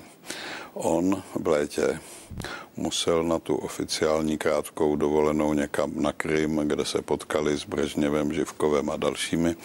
To absolvoval a vrátil se a byl tam třeba celý měsíc nebo 6 neděl v těch Lánech a seděl v místnosti, nechal kráčet policajta uniformovaného po chodbě té místnosti, jsem tam nečetl a jenom tak koukal do zdi.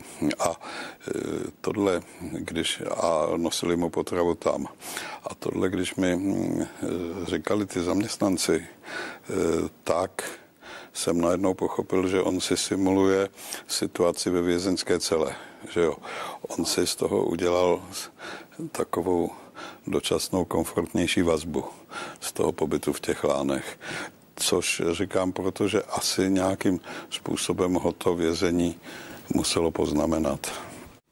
Strácam funkciu generálneho tajomníka strany, najmocnejšieho muža štátu, ktorý je vždy o krok pred prezidentom, vie viac, môže viac. Vlastne môže všetko. Tak sa začal môj pozvolný pád. Z takej výšky to trvá dlho.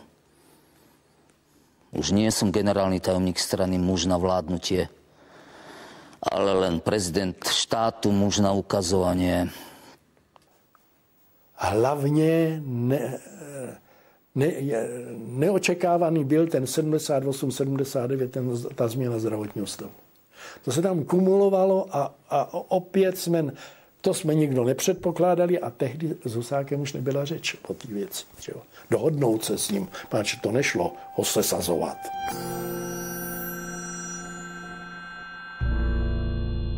Potem składałem oficjalną wizytę Jakeszowi i przyjął mnie również Husak. Ale przyznam szczerze, że on wtedy miał 75 lat chyba. Sprawiał wrażenie zmęczonego człowieka, tak bym to określił Husaka. No, były to, przyznam się szczerze, banalne, takie jak się wymienia na takich oficjalnych spotkaniach, prawda? Znacznie ciekawsze były już z tą nową ekipą, z Urbankiem na przykład, no i z Jakeszem, który zresztą powiedział, że słuchaj, dopóki Czech ma parówki i piwo, to tu rewolucji nie będzie, prawda? Z tym, tak powiem, uspokoił mnie i wróciłem do Warszawy. Ano, v skutku bohatý a plný život. A jak velké a náročné úkoly na něj i na nás všechny ještě čekají při uskutečňování programu komplexní přestavby hospodářského mechanismu a rozvoje socialistické demokracie, při společném budování lepšího, bohatšího, plnějšího světa a života pro nás i naše děti. Мне он нравился, он конкретный деловой человек. Но это птица другого полета и другого калибра. Он очень честный, искренний. Не всем это нравилось, и до сих пор, наверное, ему покоя не дают. Он живой? Na základe toho, čo mi rozprával, kto ho zradil, jak tiež s Indrom tam intrigovali u Gorbačova, tak ja som mu navrhoval, tak vzdaj sa aj, povedz všetko na pléne a vzdaj sa aj funkcie prezidenta. Vojdeš do dejín. No a tedy mi povedal tú vetu, že to bol jeho posledný prejav. Čiže on, tá túžba uchovať si moc, alebo aj keď vedel, že je do značnej miery ako už formálna, obmedzená, lebo funkcia prezidenta u nás bola v podstate reprezentatívna v tom čase, tak napriek tomu proste nechcel sa odlepiť do tej stoličky prezidentskej. A bol ochotný hovoriť a navrhovať riešenia, proti ktorým vnútorne bol a bol hlboko presvedčený, že sú nesprávne. Ja som sa za tie roky skoro nikdy neusmial. Zasa sa bili ľudia, EŠTB im zhasínalo cigarety na rukách. To všetko sa dialo v kanceláriách pod môjim obrazom, pod obrazom prezidenta, ktorý sedel za Tisa, Gottwalda, za Potockého Novotného, za ktorého teraz sedia ďalší. Ale nemôžem za všetko. Nemôžem. Áno. Automatické zbrane na hraniciach, áno, pohraničiari dostali príkaz strieľať dávkami. Stovky ľudí uteká z republiky. Dávky sú povolené. Štátna hranica nie je žiadne korzo. Tak boli aj mŕtvi. Zabití pri nedovolenom prekročení hranice. Štátna hranica nie je korzo. Tam je základní otázka, kterou vy mi nekladete, ale já si ji kladu. Jak to, že on, když ten Brežněv, abych tak řekl, když jsme ho pohřbili, jak to, že on tu otázku odchodu vojsk nenastoupil? Raz, první byl ten novej, ten KGBák, druhý byl ten nemožný, který nepřišel ani do kanceláře, ten šel rovnou do nemocnice, a potom byl Gorby. Ani toho Gorbyho nepožádal, aby stánul vojska. Nepožádal. A měl tam čas 85. Neslyšel jste větu z jeho úst, udělal jsem chybu? To sa nepamätám, veru. On v tomto smere bol ťažký egocentrik. on to, čo urobil, aj keď to bolo zlé, alebo zle to vypálilo, tak to povedal, urobil to preto, lebo to musel, lebo bol okolnostiami k tomu donútený, alebo plnil, alebo nejakým spôsobom interpretoval vôľu väčšiny. To boli v tomto zmysle, ako sa kriticky alebo seba kriticky vyjadroval. Ale že by on urobil osobne nejaký chybný krok nikdy. On byl velmi sebevědomý a když jak si ovlád tu slovenskou stranu po 68. a teď bylo jasný, že směřuje vejš, tak prostě měl takový pocit, že to tady v té Praze zmákne. Jenomže tady najednou, nemluvím o Sovětech, narazil na ten aparát té byrokracie pražský stranický a to tedy opravdu nezmláknul.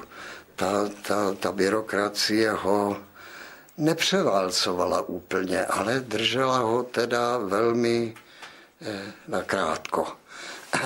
A to byl problém, poněvadž on získal tedy moc, ale ale nezískal takovou pozici, jako měl Honecker nebo Kadár. To jest opravdu prvního člověka, první a poslední, který rozhodoval. On tuhle pozici nikdy neměl. Byliśmy więźniami dogmatów pewnych. To był dogmat o jedności partii jako rzecz święta. Dogmat o szkodliwości frakcji, prawda? Dogmat o kierowniczej roli partii. Dogmat o kierowniczej roli pierwszego sekretarza. Wszyscy byliśmy więźniami tych dogmatów. I sam, tak powiem, pierwszy sekretarz też stał się więźniem tego samego, tak powiem, tej struktury, którą mu zbudowano albo na którą on przyzwalał. Andrejko, povedz,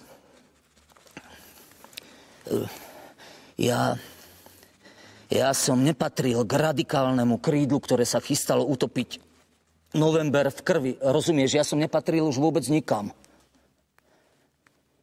Ako prezident štátu som bol zároveň vrchným veliteľom ozbrojených síl a nevedel som o porade generálneho štábu, kde údajne jediný hlas rozhodol, že tanky nebudú strieľať na námestiach do ľudí v 89.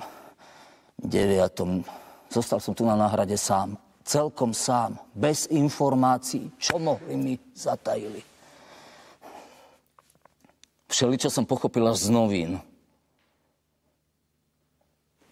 Veríš mi?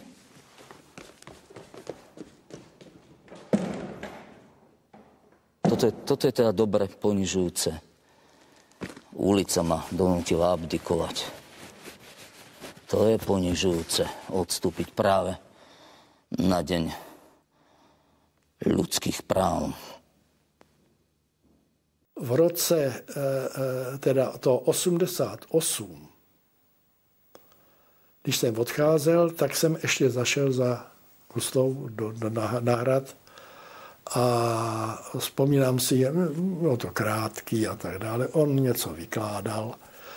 Myslím si, že to bylo taky spíš že nějaké uvažování, ale to nevím, já byl už tehdy rozrušený, takže jsem něco kapíroval, něco ne. Ale vím, že když jsme si podali ruce, povedal Luboši, dobře, tak se s tebou loučím a tohle a myslím si, že na mě budeš dobrým vzpomínat a tak dále. A něco jsme přece jenom udělali pro tu zemi, takhle nějak to říkal a povídá poslední větu. Já nevím, co tady bude zítra. Neštudoval som. Je to vlastne inšpiratívny text, je to hypotetická hra v tom zmysle, že Klimáček napísal, nikto nevie, čo som si naozaj myslel, je to hypotetické. Čo si naozaj myslel, určite vychádza z toho, že ten človek sa musí a určite sa chcel obhajovať a asi s týmto žil, pretože to sa jednoducho nedá inak. So všeličím som nesúhlasil, aj tak sa pod tým ocitol môj podpis. Ale prosím vás, veď najchulostivejšie veci v politike sa vždy riešia za zatvorenými dverami ústne po telefóne. Bez dokumentov. Takže sa už nikto nikdy nedozvie, čo som si naozaj myslel. A tak všetko je naozaj len dejepis.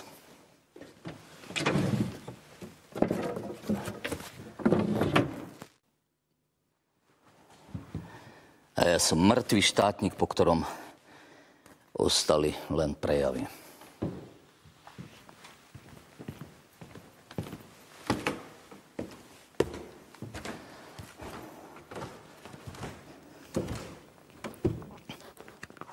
Vážené soudružky, soudruzi, milí mladí přátelé, ste plní mladistvého elánu. I my sme bývali takoví. Prežili sme ťažké roky. 68 a 69. Obviňujú nás z politických procesov. V našich väzniciach je však dnes 5000 prázdnych miest. Od roku 1918 nebylo u nás ve věznicích tolik prázdnych miest. Aké vzory, akých hrdinov naša literatúra nedávno predkladala mladej generácii. Hlavne špínu, perverzitu, negatívni jevy.